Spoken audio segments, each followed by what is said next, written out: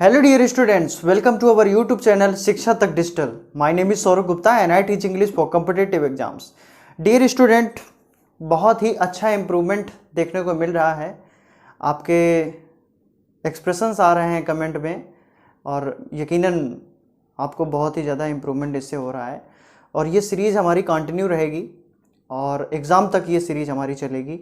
और एग्ज़ाम तक इस सीरीज़ के द्वारा हम आपकी ऐसी प्रिपरेशन करा देंगे कि इंग्लिश 100% क्वालिफाई होगा. आज फिर मैं आपके लिए एक मॉक टेस्ट लेकर के आया हूँ, मॉक टेस्ट नंबर 11, जिसे हमें सॉल्व करना है. चलिए स्टार्ट करते हैं, क्योंकि जैसा कि हमारी टैगलाइन है कि डायरेक्ट क्लास नो बकवास, तो बिल्कुल बकवास नहीं, डायरेक्ट क्लास होगी. तो चलिए स्टार्ट करते हैं. अपना first question filling the blanks का है. When the police arrived the thief. अब देखिए एक चीज़ मैं आपको बताऊं कि सेंटेंस में एक या एक से अधिक क्लास होती हैं, बात पता है ना आपको. अगर एक क्लास हमारी पास्ट इंडेफिनिट में हो जाए, अगर एक क्लास हमारी पास्ट इंडेफिनिट में हो जाए तो दूसरी क्लास जो हो जाती है वो पास्ट परफेक्ट टेंस में चली जाती है. पता है ना आपको.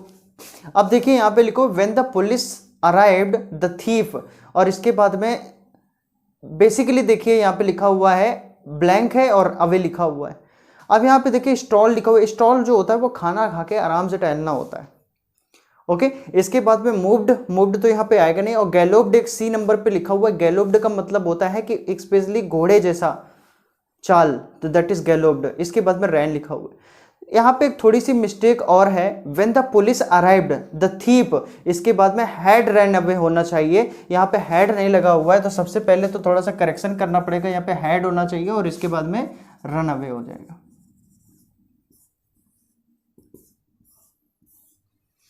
ओके ये थोड़ा सा यहाँ पे सही कर लेना. और ऑप्शन नंबर हमारा जो आएगा वो डी ऑप्शन करेक्ट हो जाएगा.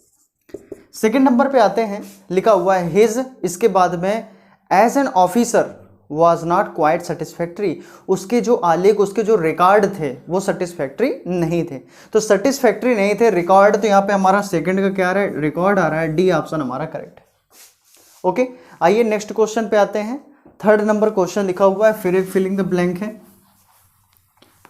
तो थर्ड नंबर पे हमसे बोल रहा है the two children stood at the, इसके बाद में ऑफ द टेबल. टेबल के आखिरी में जाकर के खड़े हो गए, तो यहाँ पे एंड ऑफ द टेबल होना चाहिए.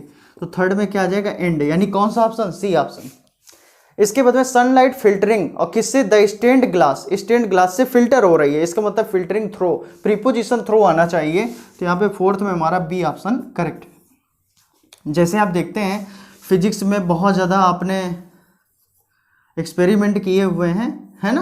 यहाँ पे कोई ऑब्जेक्ट है, ये कोई ऑब्जेक्ट है, और यहाँ पे ये सूर्य है ना, सन है, और इसकी जो रेजेस हैं वो इस शीशे से होकर के जा रही हैं. तो बेसिकली यहाँ पे क्या आएगा, थ्रो आ जाएगा. ओके तो यहाँ पे थ्रो आ जाएगा. तो कौन सा ऑप्शन आ रहा है, फोर्थ का हमारा बी ऑप्शन करेक्ट है. आगे चले नेक्स्ट क्वेश्चन पे. फिफ्थ नंबर पे आते हैं. आर यू फीलिंग डाउटफुल, इसके बाद में योर डिसीजन. डाउटफुल इसके बाद में किस बारे में, योर डिसीजन, अपने डिसीजन के बारे में. तो यहाँ पे फिफ्थ नंबर में हमारा जो है डाउटफुल के बाद में क्या आ जाएगा, प्रीपोजिशन अबाउट, है ना, about your decision. Pick the wrongly spelled word, wrongly spelled word find out करना है. तो यहाँ पे देखिए कौन सा, साइमल्टेनियस तो बिल्कुल सही है, यूनानिमस भी सही है, स्पॉन्टेनियस इसकी स्पेलिंग गलत है. तो देखिए स्पॉन्टेनियस की स्पेलिंग क्या होती है, ये होता है स्पॉन्टेनियस. तो यहाँ पे देखिए एन के बाद में आई लगाया हुआ है जो कि गलत है. तो यहाँ पे सी पार्ट में गलती थी, सिक्स्थ के सी पार्ट में गलती थी. अब इसका मतलब क्या होता है, हैपनिंग सडनली, हैपनिंग सडनली, अचानक से कोई भी चीज घटित हो जाना, हैपनिंग सडनली हो जाएगा. सिक्स तक क्लियर. आगे चल रही है नेक्स्ट क्वेश्चन पे. इसके बाद में 7 नंबर हमारा क्वेश्चन दिया है, वन वर्ड सब्स्टिट्यूशन है, आसानी से हो जाना चाहिए. लिखा हुआ है list of the issues to be discuss at a meeting. इसका मतलब क्या होता है, एजेंडा होता है ना. तो एजेंडा होता है, तो सेवेंथ के हमारा जो ऑप्शन आएगा वो एजेंडा आ जाएगा. बी ऑप्शन हमारा करेक्ट है. इसके बाद में 8th number unless you grease his palm. तो देखिए आपने एक इडियम पढ़ा था, ग्रीज द पाम. क्या होता है, ग्रीज द पाम, जिसको हम हिंदी में बोलते हैं हथेली गर्म करना. और हथेली गर्म करने का मतलब क्या होता है, टू गिव ब्राइब, रिश्वत देना, है ना, टू गिव ब्राइब होता है तो यहाँ पे ब्राइब हिम बोल सकते हैं, तो यहाँ पे डी ऑप्शन हमारा करेक्ट है। 9 नंबर पे आते हैं। 9 नंबर में हमारा क्वेश्चन है who built the Taj Mahal. Who built, इसका मतलब कि जब हु से स्टार्टिंग होती है तो बाय होम से सेंटेंस को बनाते हैं, और बिल्ट लगा हुआ है, इसका मतलब कि वाज वर्ग के साथ वर्ब भी थर्ड फॉर्म आनी चाहिए। Bye home was the Taj Mahal built, तो यहाँ पे bye home the, B number गलत है, सी नंबर भी गलत हुआ है, और डी नंबर में हैड लगा है जो कि गलत है। Only one option is given, that is option number A, correct हो जाएगा। आगे चलिए 10th 11th में फिर एक 2 सिनोनिम दिए हुए हैं, उनको फाइंड आउट करते हैं। 10th नंबर में लुरिड दिया है। लुरिड, लुरिड का मतलब क्या होता है? Flaming, shocking, amazing, surprising, astonishing,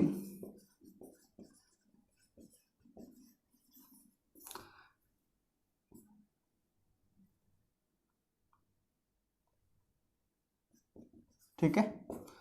अब ये देखिए ये हमारे सब सिनोनिम है इसके। अब यहाँ पे कौन सा ऑप्शन आ रहा है? 10th का हमारा जो ऑप्शन आ रहा है वो डी ऑप्शन आ रहा है।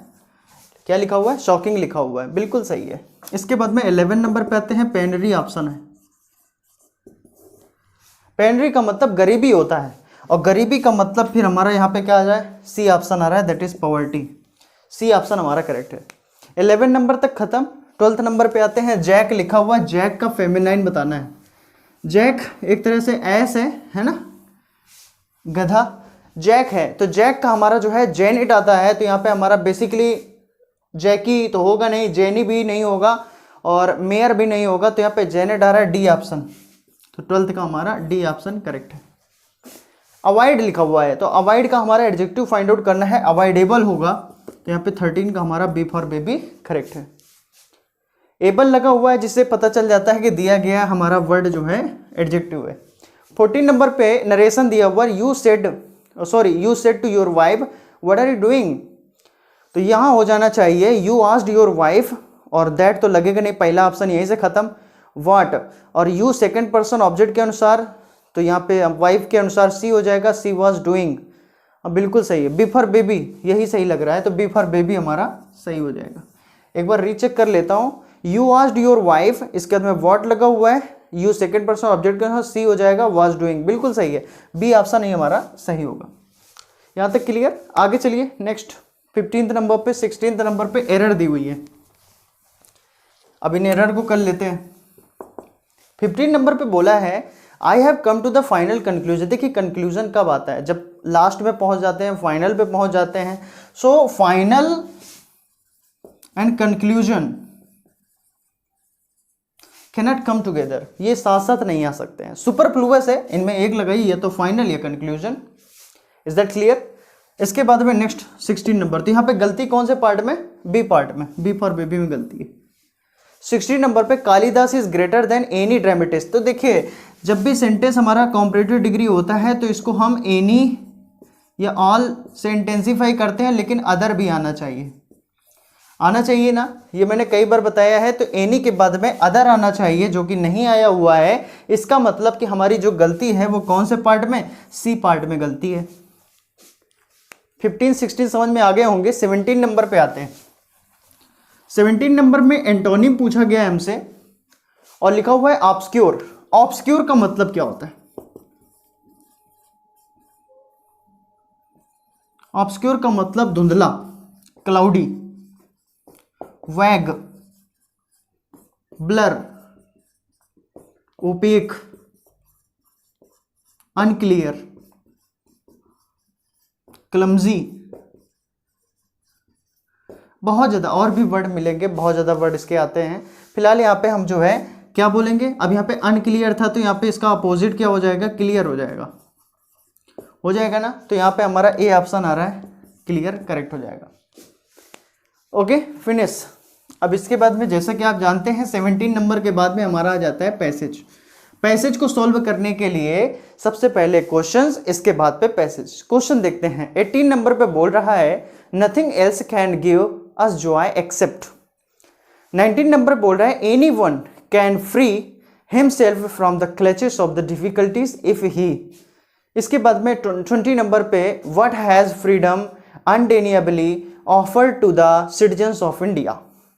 आइए चलते हैं पैसेज की ओर। अब हमारा जो पैसेज दिया है इसको देख लेते हैं। Freedom has assuredly given us a new status and new opportunities, but it also implies that we should discard selfishness, laziness, all the narrowness of outlook. Our freedom suggests toil and creation of new values for old ones. We should so discipline ourselves as to be able to discharge our new responsibilities satisfactorily.